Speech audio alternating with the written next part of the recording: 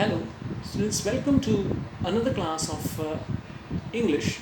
Today we'll start the sixth lesson, the 100 lessons 2. In the earlier part, we saw that how it was difficult for Peggy and Maggie to understand how or what a good artist this Vanda was, and therefore, in this lesson, we will see the second part, okay, how what repercussions or the reactions of these two girls are there, and what happens because of this incident, or what psychological effect that Vanda has got due to this incident. We will see in this lesson. While the class was circling the room, the monitor from the principal's office brought Miss Masson a note. Miss Masson read it several times and studied it thoughtfully for a while. Then she clapped her hands. So the note was brought to the class, and the drawing teacher, Miss Masson, she reads it again and again, and then she starts clapping. Attention, class! For what? To get attention of the class. Everyone back to the seat. When the shuffling of the feet had stopped and the room was still and quiet, Miss Masson said, "I have a letter from Vanda's father and I want to read to you." The note that was the letter from Vanda's father. What he has written, she reads it out. Miss Masson stood there a moment, and the silence in the room grew tense and expectant. A note from Vanda's father? What it must be? The teacher adjusted her glasses slowly and deliberately. Slowly and deliberately. She wants to say. She starts. Letter from Vanda's father was a matter of great importance. Everybody listened closely as Miss Masson read the brief note. Dear teacher, my Vanda will not come to your school anymore. Jake also. Now we move away to a big city. No more holla Polak. No more ask why funny name. Plenty of funny names in the big city. Yours truly, Jan Petrovsky. So both the wards, Vanda and Jack, will be taken away from the school, and they will go to a better big city where they will have this type of nuisance which was created in the school of where Peggy and the Maddie were, the students were ridiculing the name of this girl. So this was the letter wherein Vanda's father declares that they will not, Vanda and Jack will not come to the school because they will be going to a big city. A deep silence met the reading of his letter. Miss Masson took off her glasses, blew on them, and wiped them on her of a soft white handkerchief. Understood?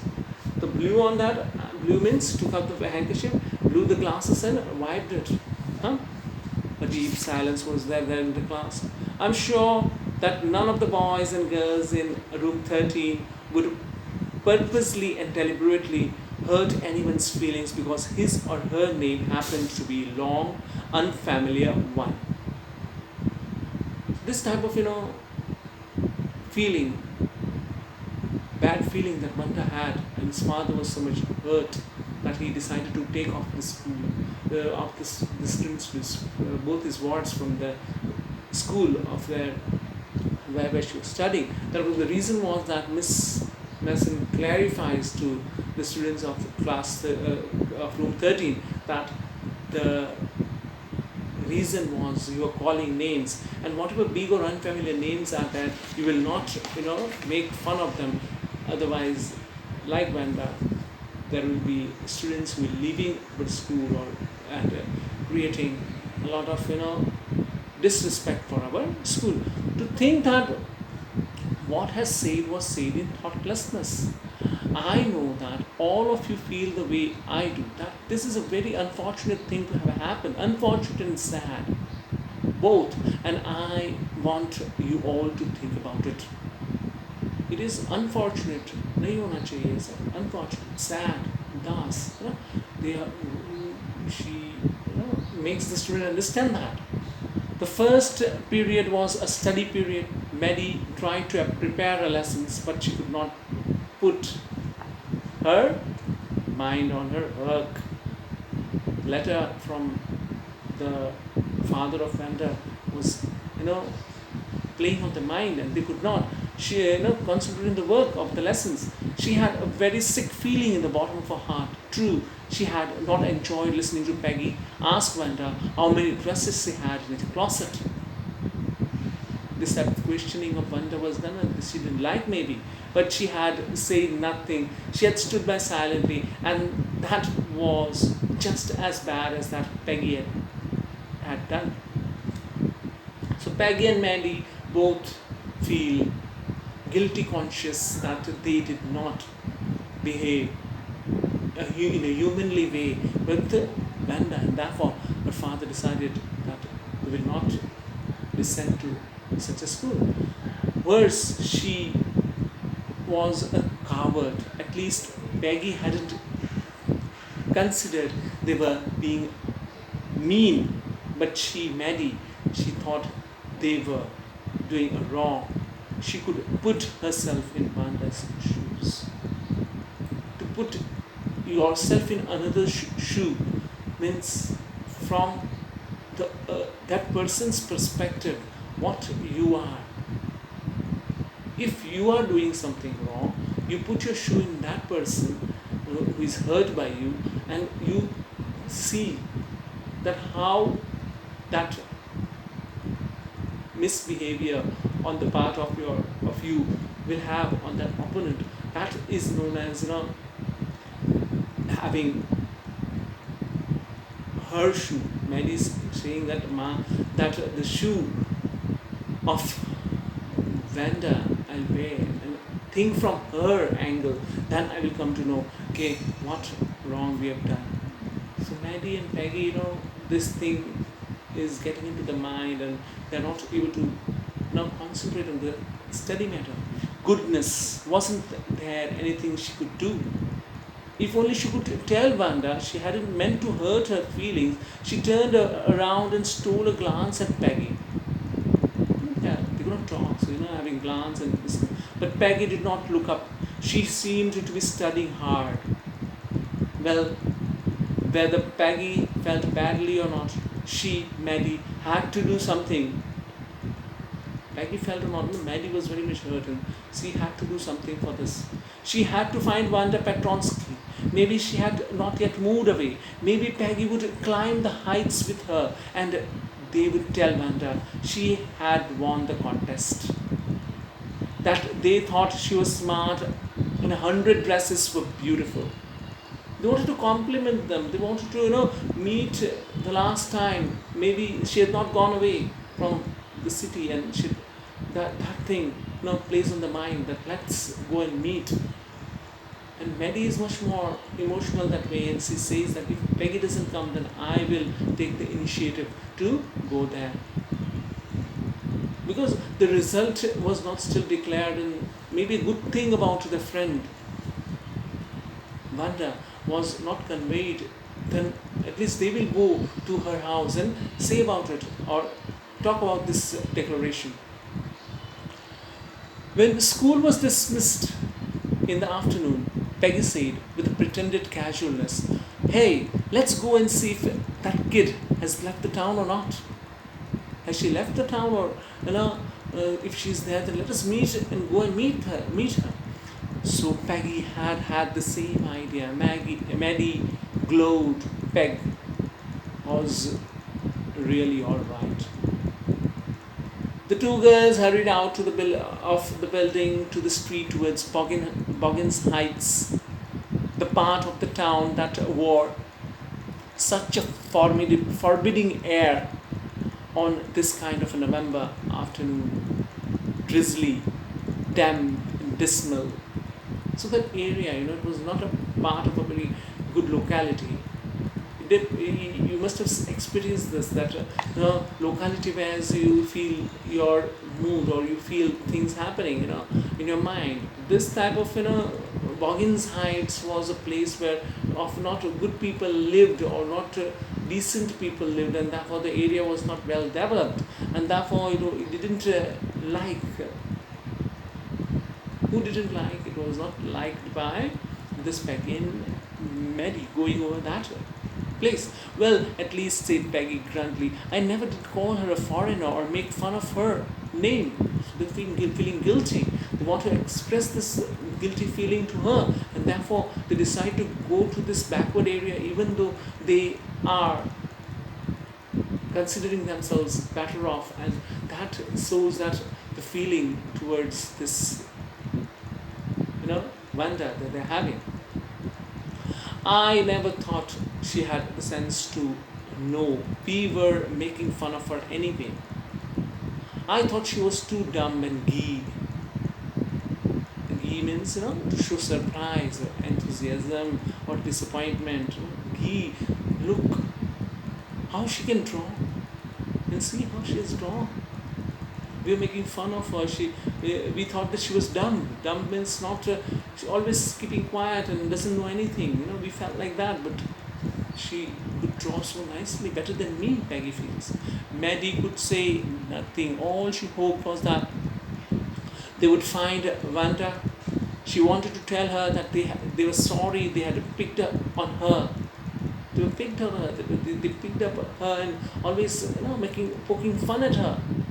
And now, how wonderful the whole school thought she was, and please not to move away, and everybody would be nice. She and Peggy would fight anybody who was not nice. Now, whole school came to know that she was an artist, and if she could draw so nicely, or say she had got that quality in her, then why we should, make fun? And everyone in the school, those who make fun, we will be against them, we'll fight with them. The two girls hurried on. They hoped to get at the top of the hill before dark. I think that's where the Petronskis live, said Mary, pointing to a little white house, wisps of old grass stuck on there and there along the pathway like thin kittens. The thread of strand of anything that is, suppose, if you're building outer portion which is there, or outer look is there, it's not properly maintained, then the grass and other things will, whatever growth of that, because of the damp atmosphere during the winter rains or rain during the monsoon in the European countries, in America and all that, they have this type of atmosphere when the vegetation can grow in that part. Here the strands of this had grown as if they were, giving the impression that it was a low locality and not well maintained buildings were there, and they are going to that particular place. So it reminded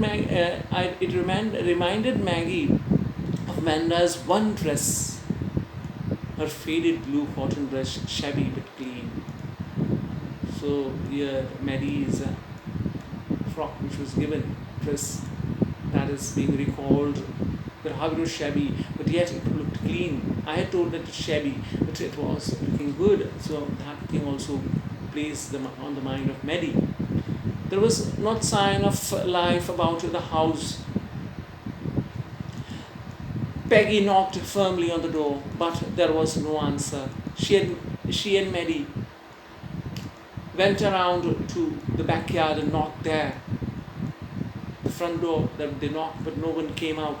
Into the back door, there was no answer. There was no doubt about it. The Petronskis were gone. How could they ever make amends? Amends means, to make amends means to show that one is sorry by doing something good. So if you have hurt somebody and if you want to make that person feel that you are sorry, then you behave in a proper way. That means you make amends, to make things again normal, because the problem that was created by Maggie and Peggy were actually the reason why the Wanda family had to move away. They are feeling that. They turned slowly and made their way back down the hill. Well, anyway, said Peggy, she's gone now. So, what can we do? Besides, when I was asking her about all the dresses, she probably was getting a good idea for her drawings. She might not even have won the contest otherwise. You know, we wanted to discuss all these things. What about the drawings? How she won the prize. I also played a part in that of her encouragement. Maddie turned this idea carefully over in her head. But if there were anything in it, she would not have to feel so badly. But that night she could not get to sleep. See, it was so guilty feeling that was hurting them. If you are unhappy during the day, you cannot sleep properly at night. You must have experienced that. So the bad feeling they were having, and on the contrary, they could not apologize or make amends with Peggy. That also was hurting, and therefore they could not sleep. Particularly, she could not sleep properly. She thought about Wanda and her faded blue dress and the little house she had lived in, and she thought of the glowing picture those 100 dresses made, all lined up in the classroom. At last, Maddie sat up in bed and pressed her forehead tight in her hands and really thought, holding her head and thinking at the middle of the night. This was the hardest thinking she had ever done. Hardest thinking she had ever done. You have to think very hard on a problem, right? In mathematics or in a particular answer you're not getting in another subject. You think very hard. The writer rightly says that so hard she has to press her head to think that she had never done earlier that much. For a long time she reached the important conclusion. She was never going to stand by and say nothing again. So what she decides, if she ever heard anything picking on anyone because they were funny looking or because they had strange names, she would speak up, even if it meant losing Peggy's friendship. Mary was much more emotional about it. He decided now that any time, whatever the student is, however typical name or a strange name, or they speak in a typical or a way that is particular intonations, or their speech is different, whatever, we will not make fun. I will oppose, let it be at the cost of Peggy's friendship. She had no way to making things right with Wanda, but from now on she would never make anything else that unhappy again. So this thing will never be repeated, because the fun or the poking of fun which we had with Wanda has made us lose a good student, an artist, the number one drawing competition winner. On Sunday, Maddie spent the afternoon with Peggy. So both they were inseparable. They always stayed together. They were writing a letter to Wanda Petronsky. What they were doing together? Writing a letter to her. It was just a friendly letter telling about the contest and telling Wanda she had won. They had her own, how pretty her drawings were, and they asked her if she liked where she was living and if she liked a new teacher, all these new things, they wanted to write and be friends again with her. They had meant to say were sorry, but it ended up with their just writing a friendly letter, the kind they would have written to any good friend. They didn't write anything sorry or like that. They wrote everything a friend will write to another friend, and they signed it with lots of access of her love. They mailed the letter to Boggins Heights, writing, "Please forward on to the envelope." Understood this? The Heights is now closed and they have moved to other place. But over here, this "please forward" means that when the house is closed, the neighbor will be approached. If the neighbor knows the address, or if it is told by this person who is leaving the house that you keep my correspondence with you, then that is please forward. Or you can, if the address is given, then that address that particular letter will be forwarded by the neighbor or the person who is contacted for that particular letter. Days passed and there was no answer, but the letter did not come back. So maybe Wanda had received it. Perhaps she was so hurt and angry she's not going to answer. You could not blame her. Now see, when the letter they have sent, there should be reply. And if the letter that she had got is sure that because it's forwarded and all that, so but she has not answered, that's a big thing, no? When you don't get the answer, that means you are angry. You don't, or you feel that these two girls had hurt me and now they're writing just to poke fun at me, or now showing a false type of affection towards me. Weeks went by and still Wanda not blame her. Peggy had begun to forget the whole business, and Maddie put herself to sleep at night making speeches about Wanda.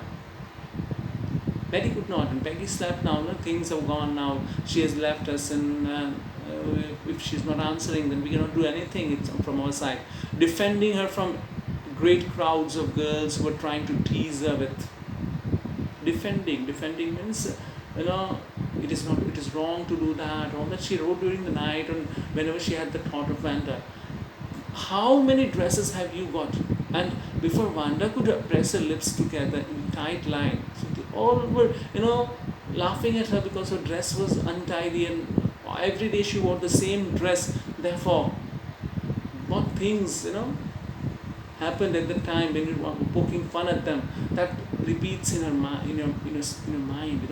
Always be careful. You hurt somebody, or purposefully, or sometimes subconsciously.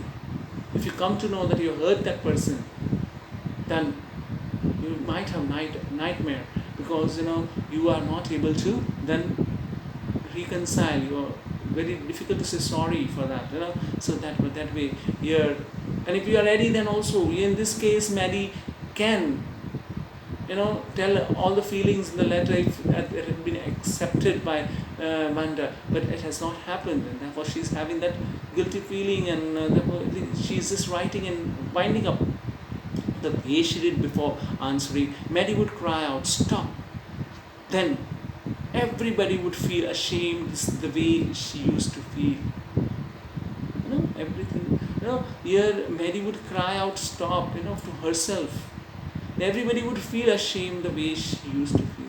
I think that everyone will feeling ashamed that we have lost a good artist and a good girl from our room number 13, and for that all the students must be feeling very depressed or not feeling well because of that. Now it was Christmas time and there was snow on the ground. Christmas bells and a small tree decorated the classroom. On the last day of the school before the holidays, the teacher showed the class in a letter she had received that morning. So again a letter comes. You remember Wanda Petronsky, the gifted girl artist who won the drawing contest? Well, she has written me, and I'm glad to know where she lives, because now I can send her a medal. I want to read her letter to you. The class sat up with a sudden interest and listened intently. Dear Miss Mason, how are you in room number 13? Please tell the girls they can keep those 100 dresses, because in my new house I have 100 new ones, all lined up in my closet. I am like that girl Peggy to have the drawing of the green dress with the red trimming, and a friend Maddie to have the blue one. For Christmas, I miss that school, and my new teacher does not equalize with you. The new teacher doesn't equalize with you means the new teacher is not as good as you. Merry Christmas to you and everybody. So she writes in a letter that Peggy can have that dress, which the green dress he cannot draw for her, and the blue dress which Maddie wanted, Maddie had given, that also she can have.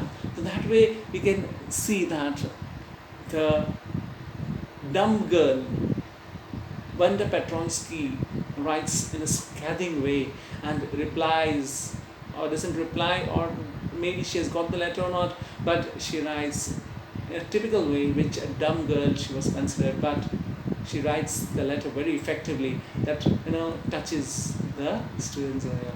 On the way home from school, Mary and Peggy held the drawings very carefully. All the houses had rats and holy in the